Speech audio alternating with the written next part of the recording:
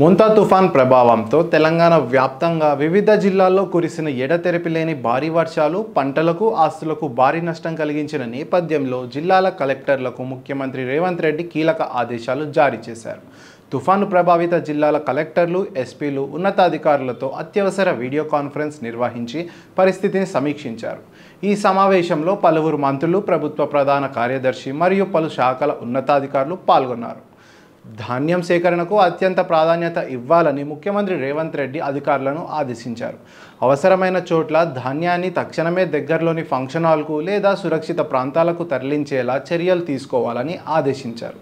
అంతేకాకుండా ప్రతి ధాన్యం కొనుగోలు కేంద్రానికి మండల స్థాయి అధికారిని ప్రత్యేక అధికారిగా నియమించి వారికి పూర్తి బాధ్యతలు అప్పగించాలని సూచించారు. ఇక కొన్ని చోట్ల అధికారుల నిర్లక్ష్యంపై ముఖ్యమంత్రి తీవ్ర ఆగ్రహం వ్యక్తం చేశారు. ప్రతి ధాన్యం కొనుగోలు కేంద్రం నుంచి ఆ రోజు 24 గంటల పరిస్థితిపై ప్రతిరోజు కలెక్టర్కు రిపోర్ట్ అందజేయాలన్నారు.